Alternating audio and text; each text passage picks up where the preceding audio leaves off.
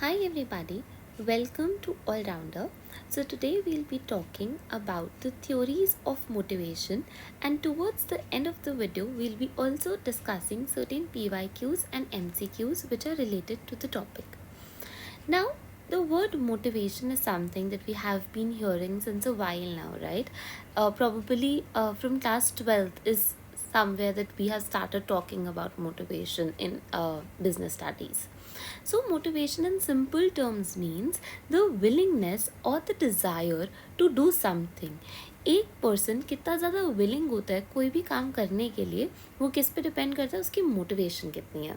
ठीक है. For example today we all are here looking at the video studying. Why is it that?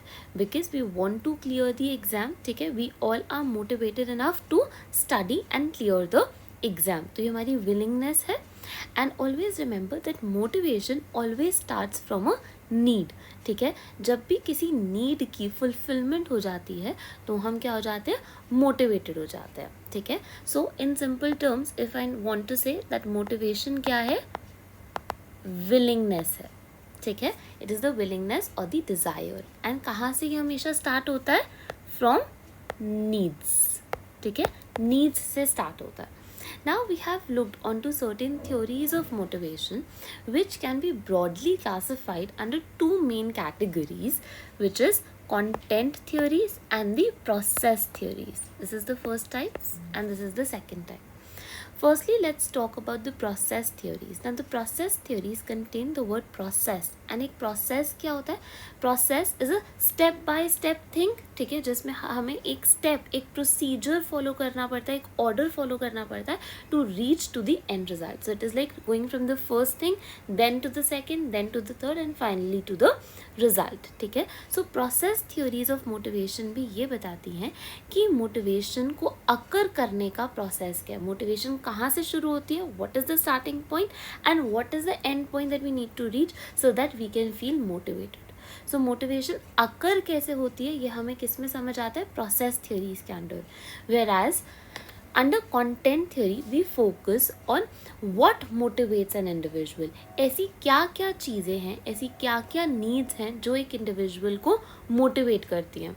So remember, under content we are focusing on the word what, क्या motivate कर रहा है. But under process we are focusing on how, कि motivation actually occur होता कैसे है. ठीक है. Now there are certain theories which I have marked over here under the content and the process. Now we will be discussing about all these theories in detail. ठीक है. Now, obviously, beginning with the very basic theory, which is the Maslow's need hierarchy theory. This is the theory that we all must be familiar about. ठीक है. हम सबको पता होगी. अब Maslow ने क्या बोला था, मैस्लोस कहते थे कि एक इंसान की 5 लेवल्स ऑफ नीड्स होती है. ठीक है. मतलब बहुत सारी नीड्स होती है जिनको उन्होंने 5 लेवल्स में बांटा था.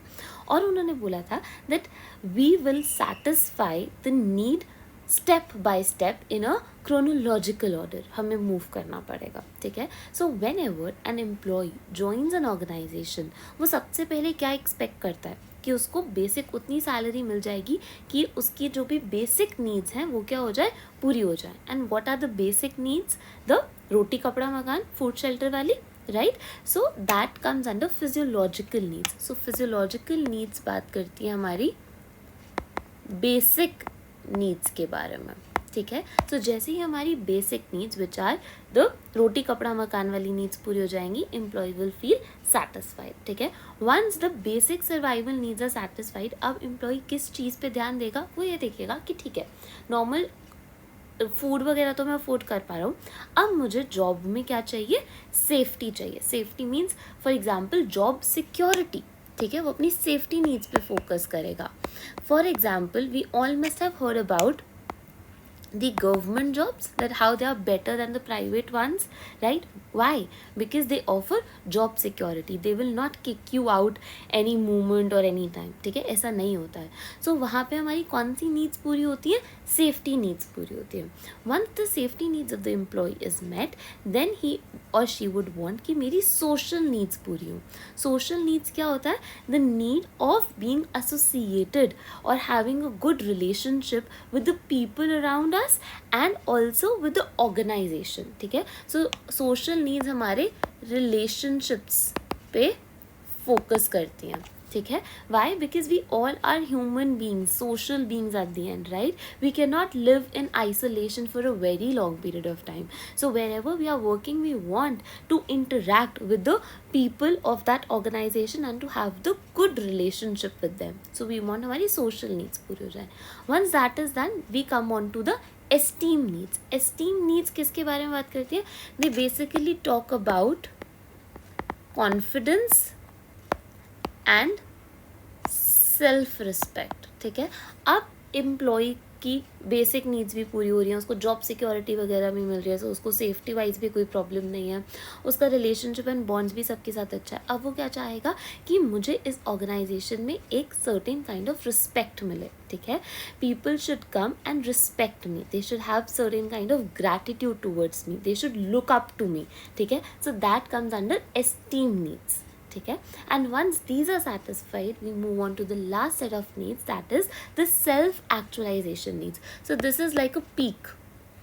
जब एक एम्प्लॉय अपनी पीक पोटेंशियल पे होता है, उसकी सारी की सारी नीड्स फुलफिल हो रही हैं, उसकी सारी कैपेबिलिटीज़ एंड स्किल्स का पूरा यूटिलाइजेशन करा जा रहा है, उसका इधर पर्सनल डेवलपमेंट हो रहा है, सो उसको लगेगा कि अब मैं इस ऑर्गेनाइजेशन में परफेक्टली काम कर रहा हूँ, मुझे और कुछ नहीं चाहिए. ठीक है, so self actualisation is like a peak kind of needs where the employees is very happy. Why? Because the organization is putting efforts for the personal development and the growth of the employee. So ये थी हमारी Maslow की need hierarchy theory. अब एक और person आए जिनका नाम था क्लेटन एल्डरफर. उन्होंने क्या करा, उन्होंने मैस्लो की इस नीड हायरार्की थ्योरी पे काम करा और उन्होंने एक इसका सिंप्लीफाइड वर्जन दे दिया जिसको उन्होंने बोला एल्डरफर थ्योरी या ERG थ्योरी. ठीक है, सो ये थ्योरी कहाँ से आई है? मैस्लो थ्योरी से. ठीक है, सो ERG is a simplified version of the Maslow's need hierarchy theory. उन मैस्लो ने क्या करा था, 5 लेवल्स में बांटा था नीड्स को, राइट. इन्होंने क्या करा, इन्होंने सिर्फ 3 लेवल्स में उसको सम अप कर दिया. ठीक है, उन्होंने क्या बोला, E stands for existence. So existence में उन्होंने जो भी हमारी बेसिक सर्वाइवल नीड्स थी उनको कंपाइल कर दिया. ठीक है, सो जो भी हमारी बेसिक सर्वाइवल नीड्स थी प्लस जो हमारी सेफ्टी नीड्स थी वो हमारी किसके अंडर आ गई, एग्जिस्टेंस पे. सो उन्होंने कहा अगर ये पूरी हो रही है तो employee will be satisfied. R stands for relatedness. So relatedness का क्या मतलब होता है, किसी से रिलेट कर पाना, किसी से एक नाइस रिलेशनशिप बिल्ड कर पाना, एक बॉन्ड बिल्ड कर पाना. ठीक है, so that comes under the relatedness needs. ठीक है, सो हम ऊपर मैस्लो की नीड हायरार्की में रिलेटेडनेस पे कहाँ बात कर रहे थे, अपनी सोशल नीड्स पे बात कर रहे थे. सो सोशल नीड्स और थोड़ा सा एस्टीम नीड्स आ गया हमारा रिलेटेडनेस के अंदर. जो हमारी पहले वाली थी that is safety and physiological needs, वो हमारा किस में आ गया था, एग्जिस्टेंस में. And the last is G is for the growth. Growth क्या होता है, जब एम्प्लॉय को पर्सनल डेवलपमेंट मिल रहा होता है और उसके पास एक अच्छा करियर पाथ होता है. ठीक है, सो अगर हम ये उनको दे देंगे सो उनको क्या लगेगा, we are growing in such an organization. So इस केस में हमारी कौन सी नीड्स आ जाएंगी, the self actualization and a bit of esteem needs आ जाएगा which comes under growth. So all the 5 needs which were given by Maslow were simplified by ERG under 3 categories, existence, relatedness and growth. ठीक है, now what is the difference apart from this? Another difference is, which is a very important difference, Maslow said कि हमें हमेशा किस order में move करना है, एक क्रोनोलॉजिकल ऑर्डर में. ठीक है, वो क्या बोलते थे, पहले फिजियोलॉजिकल होगी, फिर safety, then social, esteem and then last is self actualization. So वो बोलते थे बॉटम टू टॉप हमें जाना है एंड हम ये हायरार्की ब्रेक नहीं कर सकते हैं. ठीक है, so he asked us to move in a chronological order and he said अगर हम इस पे बात नहीं करेंगे सो उसकी एम्प्लॉय वहाँ पे काम नहीं कर पाएगा. ठीक है, बट एल्डरफर ने बोला कि ऐसा क्रोनोलॉजिकल ऑर्डर होना ज़रूरी नहीं है. Okay, there could be times कि हम E से सीधा G पे आ जाए, R पे ना जाए, या फिर G से नीचे आ जाए, R की तरफ आ जाए, रिग्रेस डाउन कर जाए, वो भी पॉसिबल है. हर बार एक प्रॉपर हायरार्की फॉलो नहीं होती है because we are ultimately dealing with human beings, ठीक है। और उन्होंने ये no need of chronological order सिर्फ इसलिए बोला था क्योंकि वो एक प्रिंसिपल में बिलीव करते थे जो कि था frustration regression principal.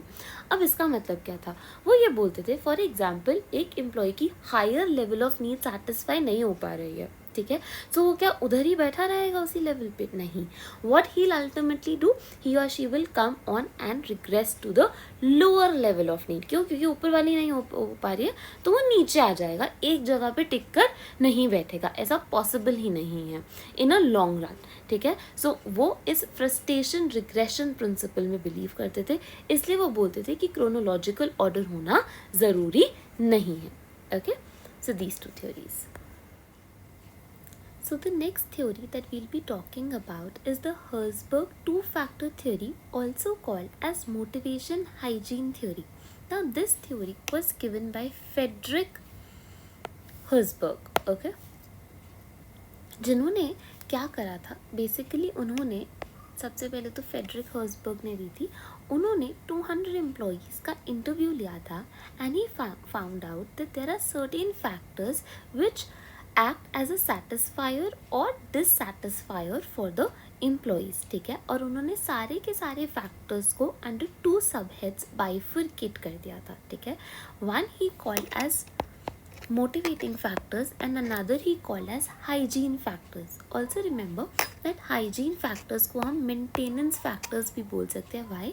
Because they relate to the working condition of the, जो भी आपका जॉब का वर्किंग कंडीशन होता है ना, उससे रिलेटेड होता है, ठीक है। So these are the hygiene factors. First we will talk about them only, ठीक है। अब now whenever an employee joins an organization, he or she go with certain kind of expectations in that organization कि ये चीज़ें तो मैं assume कर रहा हूँ, एक्सपेक्ट कर रहा हूँ कि वहाँ पर होंगी ही होंगी.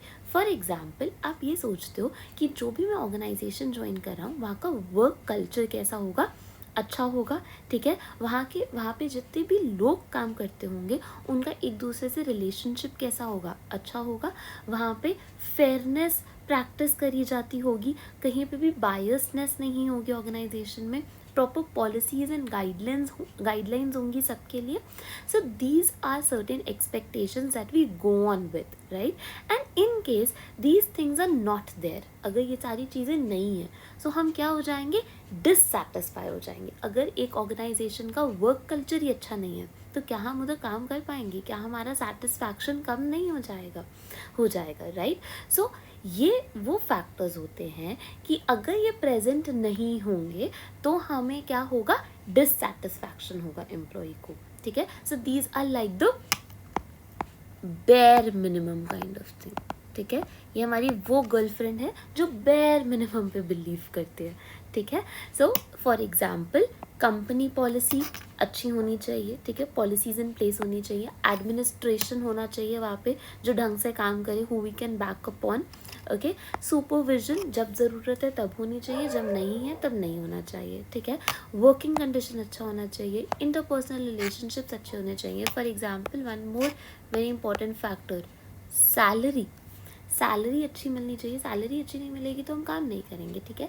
Therefore this is very important that hygiene factors are called as dissatisfiers. क्यों? क्योंकि अगर ये नहीं है तो हम क्या हो रहे हैं, हमें डिससैटिस्फैक्शन हो रही है, हम डिससैटिस्फाई हो रहे हैं, ठीक है. Now another set of factors which is called as motivating factors. ये फैक्टर्स वो हैं कि अगर ये फैक्टर्स हुए या अगर इन फैक्टर्स को बढ़ा दिया गया तो हमारा सेटिस्फैक्शन लेवल भी क्या कर जाएगा, बढ़ जाएगा, ठीक है. So if these factors are there, if they are increase good enough, our satisfaction will also increase in the same manner, ठीक है. इसलिए इन फैक्टर्स को हम क्या कहलाते हैं, सेटिस्फायर्स, ठीक है. फॉर एग्जाम्पल अचीवमेंट, रिकॉग्निशन, अगर आपको रिकॉग्नाइज करा जा रहा है, you are being given rewards in the organization, appreciation आपको मिल रहा है, so of course you will feel motivated and your satisfaction level will rise in that case, ठीक है. अगर आपके पास रिस्पॉन्सिबिलिटी आपको एंट्रस्ट की जा रही है, so again you will feel as an important, as an integral part of an organization and you will feel कि yes I have the required capabilities. So again आपका मोटिवेशन बढ़ेगा. एडवांसमेंट अपॉर्चुनिटीज़ अगर आपको दी जा रही है उस केस में भी यही चीज़ें होंगी, ठीक है. So these are the 2 broad categories that were created, ठीक है, according to Herzberg. Now next theory is the expectancy theory, जिसको हम वैलेंस इंस्ट्रूमेंटैलिटी थ्योरी और व्रूम एक्सपेक्टेंसी थ्योरी भी बोलते हैं, जो कि किसने दी थी, विक्टर व्रूम ने. You need to remember the all the pioneers of all the theories, ठीक है, of each and every theory. Okay, अब ये सिंपल बात करते थे. Firstly this is a process theory. Process theory क्या थी कि एक स्टार्टिंग पॉइंट होगा और एक एंडिंग पॉइंट होगा, ठीक है. अभी तक हमने जितनी भी थ्योरीज की बात करी थी उसमें हमने सिर्फ ये देखा था that what all motivates an employee. So वो सारी थ्योरीज कौन सी थी, कंटेंट थ्योरीज, ठीक है, कि ये नीड हो जाएगी तो वो मोटिवेट हो जाएगा, ये नीड सेटिस्फाई हो जाएगी तो वो हो जाएगा. So all those were content. This is the process. Process theory में आपने इसमें सिंपल सा एक बात याद रखनी है कि कोई भी इंडिविजुअल एफर्ट्स कब डालता है, वो एफर्ट सिर्फ तब डालता है व्हेन ही नोज़ कि इसका एक पॉजिटिव आउटकम आएगा और मेरे को एक अच्छा सा रिवॉर्ड मिलेगा. अगर रिवॉर्ड्स नहीं होते, अगर एक पॉजिटिव आउटकम नहीं होता, तो क्या हम एफर्ट्स डालते? नहीं. Today we all expect that if we put efforts right now then we'll be ultimately able to clear the exam, and exam clear करने से we'll ultimately get a job और गेट इनटू PhD, ठीक है, and then job से salary आ जाएगी, PhD से stipend आ जाएगा, and so on and so forth, ठीक है. So this is a process कि एफर्ट्स आप सिर्फ तभी डालोगे जब आपको आउटकम का एक्सपेक्टेशन है और आउटकम से आपको एक पर्टिकुलर रिवॉर्ड मिलेगा. दैट इज एक्सपेक्टेंसी थ्योरी, ठीक है. अब इन्होंने 3 चीज़ों के बारे में बात करी थी. One was valence, second was instrumentality and third was expectancy. अब इसका मतलब क्या होता है? एक्सपेक्टेंसी का सिंपल मतलब होता है expectations. It is a belief कि हम अपने एफर्ट्स को बढ़ाएंगे कब, हम अपने एफर्ट्स को सिर्फ तब इंक्रीज करेंगे जब हमें एक ज़्यादा परफॉर्मेंस मिलेगी, ठीक है. So we increase the efforts that will lead to increase in the performance. It is that belief. Okay, next is instrumentality. It is a belief जब हमारी परफॉर्मेंस ज़्यादा होगी तो उससे क्या होगा, अल्टीमेटली हमें एक रिवॉर्ड मिलेगा in return. So that is called as instrumentality. And what is valence? Valence is called as the value of a reward, कि उस रिवॉर्ड की वैल्यू क्या है. Now if I am an employee who is working at a very lower level, now a छोटा सा increase in a salary will be a very good thing for me. It will be like a very valuable reward for me. But अगर यही मैं CEO की position पे काम कर रही होती, so a little spike in the salary, क्या वो इतना valuable होता? नहीं होता. Then the rewards and the recognition, the respect that I get will be more valuable to me than a little hike in the salary. So क्या reward आपके लिए valuable है या नहीं है, it also differs from person to person and the situation and the position that he और she is in, ठीक है. सो इसको हम बोलते हैं एक्सपेक्टेंसी थ्योरी, जिसमें हम 3 चीज़ों की बात करते हैं, एक्सपेक्टेंसी की, इंस्ट्रूमेंटैलिटी की और वैलेंस की, ठीक है. एंड इसका बेसिक फंडा बस इतना सही है कि हम एफर्ट्स कब डालेंगे, जब हमें आउटकम मिलेंगे, आउटकम से हमें रिवॉर्ड मिलेगा, ठीक है. इसका एक्सपेक्टेशन होगा. Now next theory is theory X and theory Y, which were given as by McGeorge.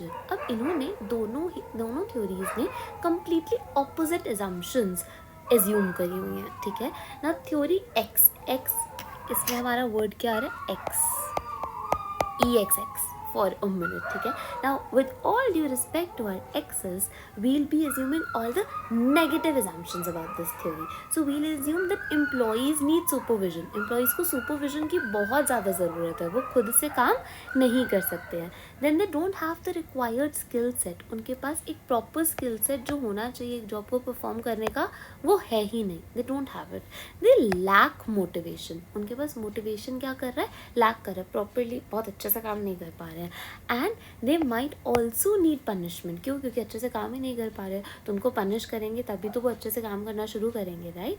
So all these negative assumptions where it is assumed, it is they all come under theory X, ठीक है. सो इसमें वो वाले employees होते हैं जो ज़बरदस्ती काम कर रहे हैं, वो खुद से मन से काम नहीं कर रहे होते हैं. whereas under theory Y we say कि एम्प्लॉयज़ जो हैं वो एकदम अच्छे से मोटिवेटेड है, ठीक है, दे डोंट नीड सुपरविजन, उनको सुपरविजन की कोई रिक्वायरमेंट नहीं है, they have the required skill set, उनके पास प्रॉपर स्किल्स एंड कैपेबिलिटीज़ है, थोड़ा सा पुश दो काम कर देंगे, ठीक है, they don't lack motivation, motivation पूरी है, बस उन्हें काम बताओ, they will do it. So here we are assuming all the positive assumptions, whereas under theory X we were assuming all the negative assumptions.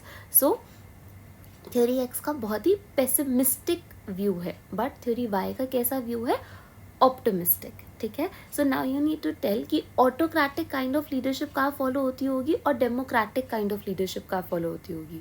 अब जहाँ पे काम कर ही नहीं रहे हैं लोग, सो वहाँ पे हमें कैसी लीडरशिप की रिक्वायरमेंट होगी, ऑटोक्रेटिक की. ठीक है, और जहाँ पे लोग खुद से ही काम कर रहे हैं, सो वहाँ पे हम कैसी काइंड ऑफ लीडरशिप एक्सपेक्ट करेंगे, डेमोक्रेटिक काइंड ऑफ लीडरशिप.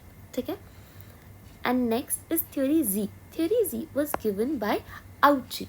इन्होंने क्या करा था, इन्होंने बेसिकली जापानीज और अमेरिकन मॉडल को कंपेयर करा था और ये देखा था कि कौन कौन से ऐसे फीचर्स हैं जो हर ऑर्गेनाइजेशन में होने ही चाहिए, और अगर ये हैं ऐसे फीचर्स तो उसके एम्प्लॉयज़ अच्छे से काम कर पाएंगे. उन्होंने पहला फीचर बोला था कि ट्रस्ट होना चाहिए ऑर्गेनाइजेशन में, म्यूचुअल ट्रस्ट की इन्होंने बात करी थी. ठीक है, कि अगर म्यूचुअल ट्रस्ट होगा among the employees who are working and with the organization तो अच्छे से काम बन पाएगा एंड सब मोटिवेटेडली काम कर पाएंगे. सेकंड उन्होंने बात करी थी सटलिटी और काइंडनेस की. अब आप काइंडनेस कैसे शो कर सकते हो अपने एम्प्लॉयज़ को, बाय लेटिंग देम पार्टिसिपेट. सो इधर उन्होंने बात करी थी एम्प्लॉय पार्टिसिपेशन की. अगर हम उन्हें पार्टिसिपेट करने का मौका दे रहे हैं, so we are being kind to them. ठीक है, एंड थर्ड उन्होंने बात करी थी इंटीमेसी और बॉन्ड की. अब आप बॉन्ड कैसे बिल्ड कर सकते हो अपने एम्प्लॉयज़ के साथ, by giving them stability in the organization.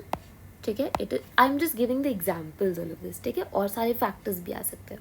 So intimacy और बॉन्ड कैसे बिल्ड हो सकता है, by giving them, providing them stability with their tenure in the organization. So अगर ये तीन बेसिक ब्रॉड फीचर्स होंगे, सो the things will go in a good direction. Now just to remember these words, we can learn this acronym called SIT.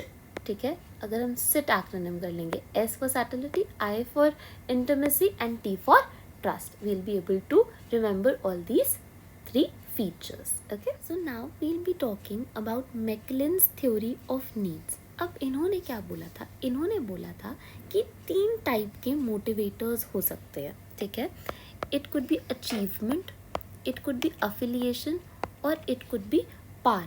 ठीक है, और हर individual में at least one of the three motivators ज़रूर present होगा ही होगा, कोई ना कोई एक तो होगा कम से कम. ठीक है, उससे ज़्यादा भी हो सकते हैं.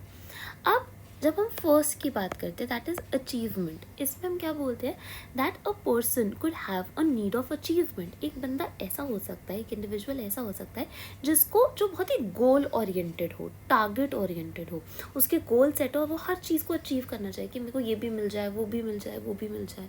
सो एक ऐसा आपका ड्राइवर हो सकता है कि आपको हर चीज़ को अचीव करने का की इच्छा है, इसलिए आप काम करे जा रहे हो, करे जा रहे हो, करे जा रहे हो. ठीक है, so this is achievement. Second is the need for affiliation. Affiliation means होता है लव. ठीक है, अब एक बंदे में नीड ऑफ अफिलिएशन हो सकती है, वो चाहता है कि मैं एक ऐसी पोजीशन पे पहुंच जाऊँ कि मैं सबके साथ एक बहुत ही अच्छा रिलेशनशिप एंड अच्छा बॉन्ड क्रिएट कर पाऊँ. So when ever the social needs kick in, तो वो अफिलिएशन की नीड में आ जाती है. ठीक है, and third could be a need of power. अब पावर आपको कैसे मिलती है, when you are able to influence the people around you or you are able to influence the situation in which you are in. ठीक है, सो ये तीन type के ड्राइवर्स हो सकते हैं जो एक पर्सन को क्या करते हैं, मोटिवेट करते हैं. And these are the drivers which are not inherent. ठीक है, instead these are learned over a period of time and depending upon the work culture. Okay, and hence this theory is also called as learned needs theory. Got it? Then next one is equity theory, which was given by J.S. Adams. ठीक है, इसको हम Adam equity theory भी बोलते हैं. Now this is the most like easy theory, easiest.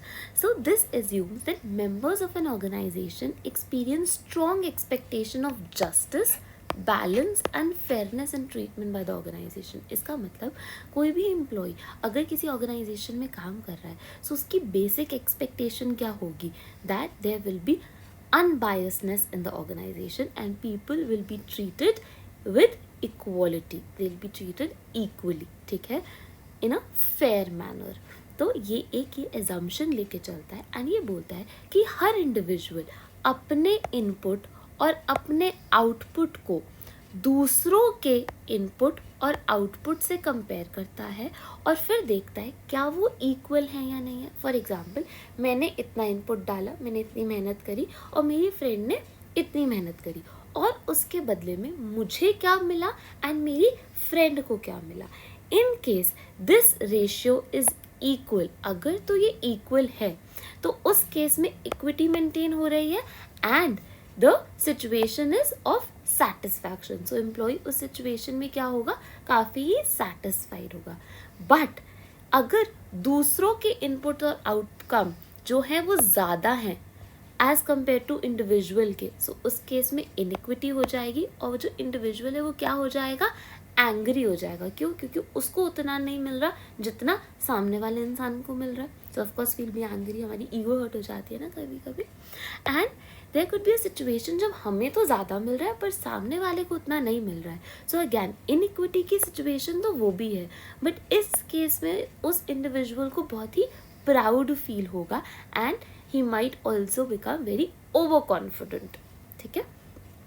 So this is equity theory जो बोलती है कि this is a desired situation जहाँ पे हमें काम करना चाहिए, जहाँ पे एक बैलेंस क्रिएट होना चाहिए, ठीक है। ये वाली भी होगी तो भी चलेगा, but usually the second one, okay. And the last theory that we'll be talking about is the Porter and the Laurel motivation theory. This was made in continuation of Victor Vroom theory, ठीक है। जो Victor वूम theory थी जिसमें हमने बोला था कि efforts हम कब डालते हैं, जब हमें एक एक्सपेक्टेशन होती है कि इससे एक पॉजिटिव आउटकम होगा और हमें एक पॉजिटिव रिवॉर्ड मिलेगा, उस सिचुएशन में हम एफर्ट्स डालते हैं। सो सेम ये थ्योरी भी वही बात करती है। To simplify you I just write efforts over here. अब जब हम एफर्ट्स डालेंगे तो एक परफॉर्मेंस जनरेट होगी। मैं अगर अभी इधर एफर्ट डाल रही हूँ आप पढ़ने के, सो क्या होगा, अल्टीमेटली एक परफॉर्मेंस जनरेट होगी ना, मैं अच्छे मॉक टेस्ट दे पाऊँगी, अच्छे मार्क्स ले पाऊँगी, सो एक परफॉर्मेंस आएगा। उस परफॉर्मेंस की वजह से मुझे दो टाइप के अवार्ड्स मिल सकते हैं, एक इंट्रिंसिक अवार्ड मिल सकता है, एक एक्सट्रिंसिक अवार्ड मिल सकता है। Now what is the difference between these two? Intrinsic award वो होता है which an individual gives himself. जब हम कोई अवार्ड खुद को ही देते हैं, for example when I was preparing for UGC net का exam and whenever I used to give my mock test और मेरे अच्छे मार्क्स आते थे, so I used to treat myself with an ice cream like legit, okay. So this is a intrinsic award that I am giving to my self. And what is the extrinsic award? Extrinsic awards are the awards given by organization, जो organization provide कर रही है। For example salary और bonuses दे रही है, ठीक है। So those are the extrinsic award. Why these are being offered? क्योंकि परफॉर्मेंस हुई है, ठीक है। और जब हमें ये अवार्ड मिलते हैं सो बेसिकली हमें क्या हो जाती है, सेटिस्फैक्शन हो जाती है। हम we are at peace and we are happy कि ठीक है भाई, अच्छा अवार्ड मिल गया, अब मज़ा आ रहा है, ठीक है। So again is it a process कि एफर्ट्स डालो तो परफॉर्मेंस आएगी तो हमें दो टाइप के अवार्ड्स मिल सकते हैं और अवार्ड्स मिलेंगे तो अल्टीमेटली हम सेटिस्फाइड हो जाएंगे और मोटिवेट हो जाएंगे, ठीक है। Now, one thing that we need to talk about here is this perceived equitable awards. Now, whenever we are doing anything, at the back of the mind, do we have a certain kind of expectation कि यार अगर मेरा ऐसा हो गया तो मुझे ये चीज़ मिलेगी, ठीक है। So that is the perceived expectation, जो हमने अपने दिमाग में परसीव करा है, सोच रखा है। तो ये जो अवार्ड्स हमें मिलते हैं ना, इंट्रिंसिक और एक्सट्रिंसिक, ये एटलीस्ट परसीव्ड अवार्ड्स के ऑलमोस्ट इक्वल होने चाहिए। क्यों? क्योंकि अगर इससे ये कम होंगे तो अगैन हम इतने खुश नहीं हो पाएंगे, ठीक है। So they should be equal. So this was again a process theory that we talked about. So these were the theories that we have covered. 9 theories in detail. I hope that you were able to make sense out of them. And now we'll be looking at certain PYQs and the MCQs. Okay. Now, Question 1 is an assertion reasoning question. Why? Because nowadays AR questions are very common in exams. Okay? So please focus on them. Now assertion says that two-factor theory of motivation, also called as Herzberg motivation hygiene theory, proposes that job satisfaction and job dissatisfaction are two separate and independent factors. So ये क्या ये true है? Yes, ये है. क्यों? क्योंकि ये two factor theory थी जिसको हमने मोटिवेशन हाइजीन बोला था, और हमने बोला था कुछ सेटिस्फायर्स होते हैं और कुछ डिससेटिस्फायर्स होते हैं, और ये दोनों ही सेपरेट एंड इंडिपेंडेंट है. क्यों? क्योंकि इन दोनों में जो फैक्टर्स आते हैं वो बहुत ही अलग अलग है. So our assertion is right. Correct? Now let's come on to the reasoning. According to two-factor theory, factors that lead to job satisfaction such as company policies, salary and interpersonal relationships are different from factors that lead to job dissatisfaction such as achievement, recognition and responsibility. Now don't be in a hurry to answer this question. Think properly. Reasoning जो है वो assertion का correct explanation नहीं है. क्यों नहीं है? क्योंकि इन्होंने क्या बोला कि जॉब सेटिस्फैक्शन के जो फैक्टर्स है वो है पॉलिसी, सैलरी और इंटरपर्सनल रिलेशनशिप. क्या ये सेटिस्फैक्शन वाले फैक्टर्स हैं? नो, ये डिससेटिस्फायर्स है. Because these are the bare minimum kind of things जो हम एक्सपेक्ट करते ही करते हैं जॉब में हो गया, और अगर ये नहीं होते तो हम डिससेटिस्फाई हो जाते हैं. So these are the factors of job dissatisfaction, whereas achievement, recognition and responsibility are the factors of satisfiers. क्योंकि अगर ये बढ़ जाएंगे तो हमारा satisfaction level भी क्या हो जाएगा? बढ़ जाएगा. So reasoning is incorrect and A is correct. तो इसका आंसर हो जाएगा D, ऑप्शन नंबर D, कि A is correct and R is incorrect. Okay. Now coming on to the question number 2, which says choose the correct answer. A part, ERG is similar to Maslow's need hierarchy theory. This is correct. मैंने बताया था ERG जो है वो simplification है Maslow का. Maslow ने 5 levels of needs दिया था, ERG ने उसको सिंप्लीफाई करके 3 बना दिया था. ठीक है. सो A is correct. Now B, theory X and theory Y are similar to each other. क्या ये similar है? No, they are completely opposite to each other. क्यों? क्योंकि ये completely opposite assumptions पे based होते हैं. Theory X नेगेटिव assumptions पे based होती है, theory Y पॉजिटिव पे होती है. तो जिन जिन ऑप्शन में B लिखा हुआ है वो तो नहीं हो सकता. So let's play with the elimination method over here. So यहाँ B लिखा है, ये वाला हमारा ऑप्शन नहीं हो सकता, यहाँ भी नहीं हो सकता और यहाँ भी नहीं हो सकता. तो बचा क्या? Only the first option, which is only A. So we have got our answer. ठीक है. This is how you need to solve the MCQs in exam as well. ठीक है. But let's look at the C option, which says that two-factor theory is similar to Vroom expectancy theory. Is it similar to Vroom expectancy? No. Two-factor was a content theory. Vroom is a process theory. Vroom का continuation क्या था? Porter and Laurel की theory जो मैंने बताई थी. Okay. Remember this.